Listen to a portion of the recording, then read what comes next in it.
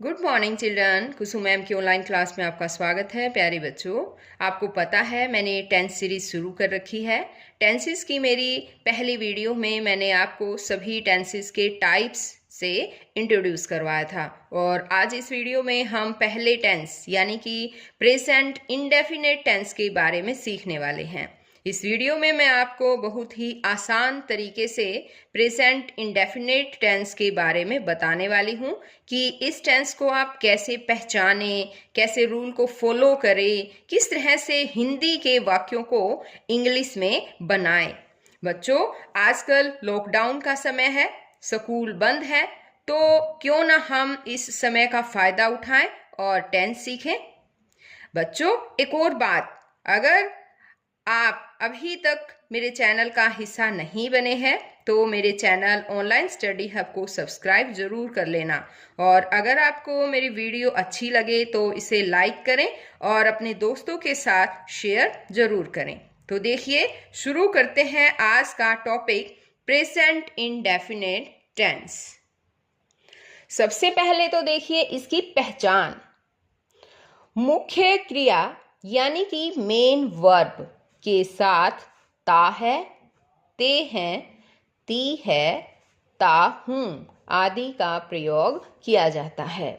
यानी कि बच्चों, इसको हम कैसे पहचानेंगे कि इस तरह से पहचानेंगे कि जब कोई वाक्य है उसके लास्ट में हमें दिखेगा ता है, ते है, ती है या ता हूं, तो हम तुरंत पहचान लेंगे कि ये तो प्रेजेंट इंडेफिनिट टेंस की बात है। अब जैसे कि एग्जाम्पल दिखाती हूं मैं आपको। जैसे मोहन खेलता है, तो यहाँ पर देखो खेल, खेल हमारे खेलना जो होता है वो हमारी मेन वर्ब है। वर्ब का तो पता होगा ना, वर्ब दो तरह की होती है, एक मेन वर्ब और एक हेल्पिंग वर्ब। तो जो मेन वर्ब है वही हमें देखनी है। जैसे खेलता है, उस मेन वर्ब के साथ ता है लगा हुआ मिलेगा, तो ये ता है। अब दूसरा है जैसे कि पक्षी आकाश में उड़ते हैं, तो यहाँ पर क्या लगा है, ते है ना, ते हैं। हम व्यायाम करते हैं, यहाँ पर भी ते हैं, तो ये हम समझ जाएंगे कि ये तो प्रेजेंट इंडेफिनिट टेंस है। अब ये तो हो गई पहचान। अब देखो बच्चों, मैं इसके टेंसेस के बारे में, इसके 4 तरह के टेंसेस होते हैं: अफर्मेटिव सेंटेंस, नेगेटिव, इंटेरोगेटिव और इंटेरोगेटिव नेगेटिव सेंटेंस। तो 4 तरह के सेंटेंसेस हैं। उन सेंटेंसेस में क्या क्या रूल है वो सब बताने वाली हूँ। सबसे पहले हमारा आएगा अफर्मेटिव सेंटेंस यानी कि सकारात्मक वाक्य। इसका रूल देखो बच्चों, सबसे पहले आता है subject plus first form of verb. ये वी और ऐसे एक लिख रखा है ना मैंने, इसका मतलब है वर्ब की फर्स्ट फॉर्म प्लस एस या ईएस प्लस ऑब्जेक्ट। यानी कि सब्जेक्ट आएगा, उसके बाद वर्ब की फर्स्ट फॉर्म के साथ एस या ईएस लगेगी और प्लस फिर ऑब्जेक्ट आ जाएगा। अभी देखो कहाँ पर एस या ईएस लगेगा, ये मैं समझा देती हूँ। जैसे कि प्रोनाउन है ही, शी, इट और किसी का नेम, किसी का नाम हो, यानी कि थर्ड पर्सन सिंगुलर नंबर हो, तो वहां पर फर्स्ट फॉर्म के साथ एस या ईएस लगाया जाता है। पहला रूल तो ये है। दूसरा है कि अगर प्रोनाउन आई, वी, यू, दे यानी कि फर्स्ट और सेकंड पर्सन प्लूरल नंबर आए, तो वहां पर हमें only first form of verb he use करनी है, नोट एस और ईएस, यानी कि केवल वर्ब की फर्स्ट फॉर्म लगेगी, एस या ईएस नहीं लगेगा। तो देखिए, इसको एक बार अच्छे से डिफाइन करने के लिए सबसे पहले तो मैं आपको पर्सन्स के बारे में बताती हूँ कि first person, second person, third person क्या होता है और सिंगुलर और प्लूरल नंबर क्या होते हैं। ये थोड़ा सा एक बार 1 मिनट के लिए बता देती हूँ। अब जैसे कि यहाँ पर देखो बच्चों, ये आपको दिख रहा होगा, लिख रखा है मैं फर्स्ट पर्सन।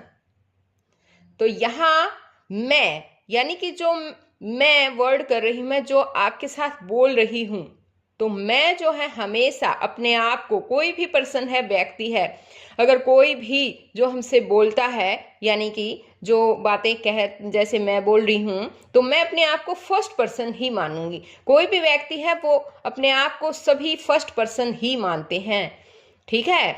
और यानी कि उत्तम पुरुष, हम अपने आप को श्रेष्ठ मानते हैं। तो मैं जो है आई यहाँ पर फर्स्ट पर्सन होगा।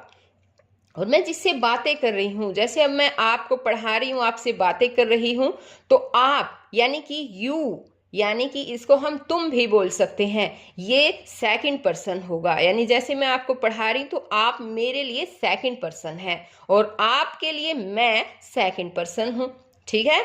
यानी कि हम जिससे बातें कर रहे होते हैं वो हमारे लिए जो है, जिसके साथ बातें कर रहे हैं, वो सेकंड पर्सन यानी कि मध्यम पुरुष होता है। और अब बात आती है थर्ड पर्सन की। हम दोनों जिस चीज के बारे में बातें करते हैं वो थर्ड पर्सन होता है। कोई अन्य व्यक्ति के बारे में अगर हम कुछ बात कर रहे हैं, जैसे कि यहाँ एग्जाम्पल दे रखा है राम, तो यहाँ पर राम की बातें चल रही है, तो फिर राम जो है वो थर्ड पर्सन होगा। तो इस तरह से फर्स्ट पर्सन में आता है आई, या फिर एक इस दूसरे चार्ट के थ्रू देखो, मैं समझाती हूं आपको कि फर्स्ट पर्सन है उसमें आता है आई और वी, यानी कि मैं और हम के अंदर भी मैं भी आ गई हूं, मैं भी शामिल हूं, है ना। इसलिए यहाँ फर्स्ट पर्सन में आई और वी दोनों ही आएंगे। सेकंड पर्सन में यू और यू, यानी सिंगुलर में भी यू और प्लूरल में भी यू, ठीक है। तो इसमें सेकंड पर्सन होगा यू। और थर्ड पर्सन देखो, सिंगुलर में होता है ही, सी, इट और राम, यानी कि किसी का नाम। और प्लूरल में प्लूरल होता है बहुवचन, उसमें होता है दे, यानी कि वे। बहुत सारे जो लोग होते हैं उनके लिए दे यूज करते हैं हम। तो इस तरह से ये आपको एक बार जरूर याद कर लेना है बच्चों कि first person, second person, third person क्या होता है। इसके बाद बात आती है सिंगुलर और प्लूरल की, कि सिंगुलर और प्लूरल क्या होते हैं। अब देखिए, सिंगुलर का मतलब होता है एक वचन और प्लूरल का मतलब होता है बहुवचन। सिंगुलर यानी कि एक बच्चा, जैसा कि आप तस्वीर में देख रहे हैं, एक बच्चा है, ये इसको हम सिंगुलर बोलेंगे। और प्लूरल नंबर होता है एक से ज्यादा, यहाँ पर दिखाई दे रहे ना, एक से ज्यादा बच्चे हैं, इसके लिए हम प्लूरल वर्ड यूज करेंगे। अब देखिए फिर वहीं पर आ जाते हैं। ये था बच्चों इसका रूल कि कहाँ पर किस किस के साथ वर्ब की फर्स्ट फॉर्म या एस लगता है, या किसके साथ बिल्कुल एस नहीं लगता, केवल वर्ब की फर्स्ट फॉर्म लगती है। ये जो है आपको याद कर लेना है। और आगे देखिए, अब एग्जाम्पल है, मैं समझाती हूँ कि राम फुटबॉल खेलता है। अब यहाँ पर देखो, राम फुटबॉल खेलता है ना। तो हम क्या करेंगे, राम खेलता है, ता है तो वही हो गया, तो क्या आएगा, खेलने की क्या आती है, प्ले। और राम क्या है, राम एक सिंगुलर नंबर है, किसी का नाम है, अगर नाम आ जाए तो उसके साथ वर्ब की फर्स्ट फॉर्म के साथ एस या ईएस लगता है। तो यहाँ पर प्लेज और फुटबॉल, राम प्लेज फुटबॉल, ऐसे आएगा। अब सेकंड सेंटेंस देखिए कि बच्चे स्कूल जाते हैं। बच्चे यानी कि चिल्ड्रन, ज्यादा है ना, यानी कि प्लूरल नंबर है ये, तो इसके साथ वर्ब की ओनली वर्ब की फर्स्ट फॉर्म आएगी, है ना। तो यहाँ आएगा गो और टू और स्कूल। बच्चे का है children, children go to school. अब थर्ड सेंटेंस है, तुम एक पत्र लिखते हो। तुम यानी कि यू के साथ क्या आएगा, ओनली वर्ब की फर्स्ट फॉर्म आती है, तो लिखने की होती है write. You write a letter. A letter जो है, एक पत्र, ये हमारा ऑब्जेक्ट हो गया है, ये लास्ट में आता है, यू राइट अ लेटर। इसी तरह से अब आगे है, वह अखबार पढ़ता है। वह होता है ही, पढ़ता है यानी कि कोई आदमी है वो पढ़ रहा है, तो इसके लिए ही लगेगा। अगर कोई लड़की होती तो हम शी लगाते, अगर वह पढ़ती आता ना तो शी। ही पढ़ने की होती है रीड, तो ही शीट के साथ वर्ब की फर्स्ट फॉर्म प्लस एस है ना, तो रीड के साथ एस लगेगा। ये एक और बात बच्चों ध्यान दो कि एस या एस किस किस के साथ लगता है। देखो, अगर लास्ट में कोई कॉन्सोनेंट आ जाए तो वहां पर ये एस लगा हुआ है ना। अगर वर्ड के यानी कि वर्ब के लास्ट में हमें ओ, इसमें दिखाई नहीं देता, दूसरा पेन ले लेती हूँ। देखिए लास्ट में अगर वर्ब के लास्ट में ओ है या फिर एक्स है या फिर डबल एस है या एस एच है, इस तरह से कुछ जो है वो वर्ड्स होते हैं जिनके लास्ट में ये मिलेंगे आपको, तो वहां पर ई एस, वर्ब के साथ ई एस लग जाएगा। ठीक है, अब देखिए आगे है, वे हॉकी खेलते हैं, दे प्ले हॉकी। वे का दे, प्ले हॉकी, यहाँ ओनली वर्ब की फर्स्ट फॉर्म आई है क्योंकि दे है। राधा एक मधुर गीत गाती है, Radha sings a sweet song. Radha एक मधुर गीत गाती है। अब आगे है नेगेटिव सेंटेंस यानी कि नकारात्मक वाक्य। इसका रूल देखो बच्चों, subject plus do does plus not. अब यहां पर थोड़ा सा अंतर है बच्चों, नहीं वाले वाक्य में जो है वो हम डू और डज के साथ नोट लगाना है हमें, और फिर वर्ब की फर्स्ट फॉर्म प्लस ऑब्जेक्ट ये लिखना है। अब बात आती है कि डू नॉट डज नॉट कहाँ आएगा, तो यहां पर देखो ही, शी, इट और नेम या कोई सिंगुलर नंबर है तो उसके साथ तो डज आता है ना, तो डज नॉट लिखेंगे। और आई, वी, यू, दे या प्लूरल नंबर हो तो उसके साथ डू आता है, तो यहां पर हम डू नॉट लिखेंगे नकारात्मक वाले वाक्य में। अब यहां पर देखो बच्चों, एग्जाम्पल है, राम फुटबॉल नहीं खेलता है। राम नहीं खेलने की, राम है तो क्या लगेगा राम के साथ, does not. Ram does not play football. बच्चे स्कूल नहीं जाते हैं, children do not go to school. तुम पत्र नहीं लिखते हो, you do not write a letter.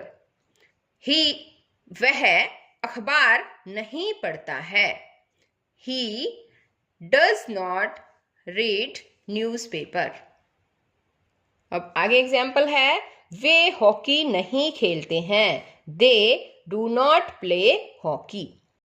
अब आगे है बच्चों इंटेरोगेटिव सेंटेंस यानी कि प्रश्नवाचक वाक्य यानी कि क्या वाले वाक्य।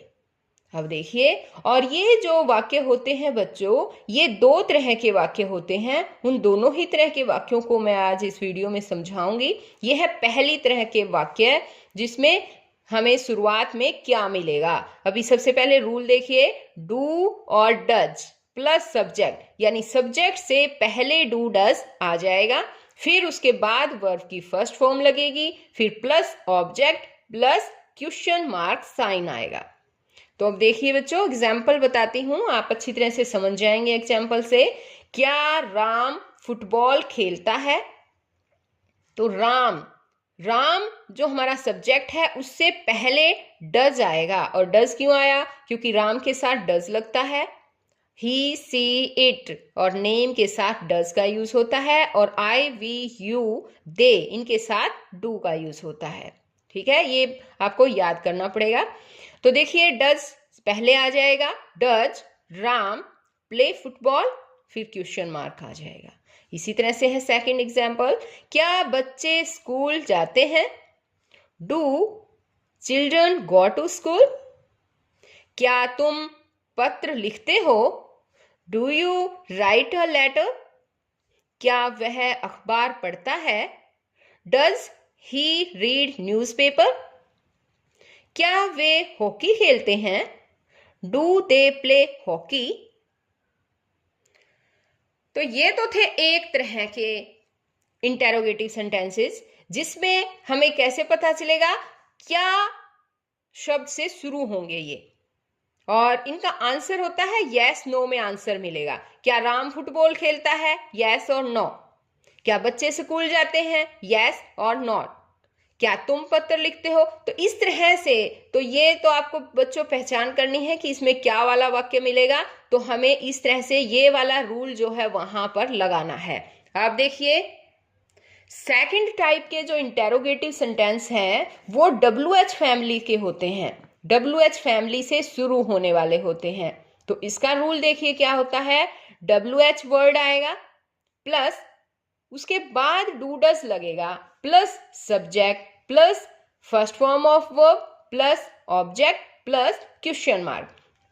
तो यहां से जो है वो तो सेम है, इनका सिंपल जो मैंने इंटेरोगेटिव बताया उसका भी और इसका सेम है, लेकिन WH फैमिली वाले में WH वर्ड आ जाएगा यहां पर आगे, इससे आगे। आ गया समझ में? अब WH फैमिली होती क्या है ये समझो पहले। तो WH फैमिली होती W और H से शुरू होने वाले वर्ड्स, जैसे कि हु यानी कि कौन, व्हेन कब, व्हाई क्यों, व्हाट क्या, विच कौन सा या कौन सी, whom किसे, where कहाँ, how कैसे। अब हाउ दो तरह के हैं, जैसे हाउ मैनी, हाउ मच यानी कि कितना। हाउ मैनी मीन्स और हाउ मच मीन्स होता है कितना, लेकिन थोड़ा सा अंतर है बच्चों। जो नंबर्स के लिए होता है हाउ मैनी यूज करते हैं और क्वांटिटी के लिए हाउ मच का यूज किया जाता है। ये मैं WH फैमिली पर एक अलग से वीडियो बनाऊंगी, उसमें आपको अच्छी तरह से समझा दिया जाएगा इनको। आप एक बार देखिए, टॉपिक पे आते हैं फिर दोबारा से। इंटेरोगेटिव सेंटेंसेस के कुछ एग्जाम्पल देखिए। यह इनके एग्जाम्पल होंगे जैसे राम फुटबॉल कब खेलता है, वे पत्र क्यों लिखते हैं। तो यहां पर जो ये कब कब आया, कब, क्यों, कहाँ, कैसे, इन जो है WH फैमिली वाले इंटेरोगेटिव सेंटेंसेस में हमें ये सब वर्ड देखने को मिलेंगे। अब देखिए, राम फुटबॉल कब खेलता है, तो हम यहाँ जो कब आया ना उसको व्हेन बोलते हैं, तो सबसे पहले व्हेन आ जाएगा और बाकी सेम रहेगा इंटेरोगेटिव सेंटेंस जैसे आता है। व्हेन डज राम, राम के साथ डज ही आता है ना। When does Ram play football. वे पत्र क्यों लिखते हैं, तो क्यों, why, why do they write a letter. वे हॉकी कहाँ खेलते हैं, यहां पर भी क्वेश्चन मार्क आएगा लास्ट में। Where do they play hockey. बच्चे स्कूल क्यों जाते हैं, why do children go to school. अब आगे देखिए बच्चों, एक और तरह का भी जो है वो सेंटेंस है इंटेरोगेटिव नेगेटिव सेंटेंस, यानी कि दोनों ही वाक्य इसमें क्वेश्चन वाला भी होता है, क्वेश्चन भी पूछा गया होता है और नहीं भी आता है इसमें, यानी नकारात्मक प्रश्नवाचक वाक्य बोलते हैं इसको। इसका रूल देखिए, डू डज तो सब्जेक्ट से पहले आएगा, फिर plus subject plus not plus first form of verb plus object plus question mark, ये सब आएगा। यानी डू डज है, फिर सब्जेक्ट और सब्जेक्ट के बाद नोट आएगा। ये आप जरूर ध्यान रखिए बच्चों कि डू डज पहले आएगा, फिर सब्जेक्ट आएगा और सब्जेक्ट के तुरंत बाद नोट का यूज किया जाएगा। फॉर एग्जाम्पल, क्या तुम मुझे नहीं जानते हो, do you not know me, you के बाद नोट आया है ना। और दोनों इंटेरोगेटिव नेगेटिव दोनों ही आ गए। देखो, इंटेरोगेटिव भी है, डू भी आया है और नॉट भी, और लास्ट में क्वेश्चन मार्क भी आएगा। अब आगे है जैसे, क्या पक्षी रोज नहीं चहचहाते हैं, do birds not chirp daily. क्या राधा मंदिर में पूजा नहीं करती है, does Radha not worship in temple. तो इस तरह से ये जो है हमारा आज का प्रेजेंट इंडेफिनेट टेंस यहीं पर ख़त्म होता है बच्चों। मुझे आशा है कि आपको अच्छी तरह से समझ में आ गया होगा। और अब इसके लास्ट में मैं कुछ और अदर सेंटेंसेस दे रही हूँ यहाँ पर। आप इसे हिंदी से इंग्लिश में बनाने की कोशिश करना। अगर ना आए तो दोबारा से एक बार और वीडियो देखना। इसमें जितने भी रूल्स मैंने दे रखे हैं वो सभी उनको फॉलो करना, उनको याद करना। और मुझे आशा है कि आपको अच्छी तरह से ये टेंस समझ में आ जाएगा और आप इस तरह से अच्छी तरह से इंग्लिश पढ़ भी पाओगे और बोल भी पाओगे।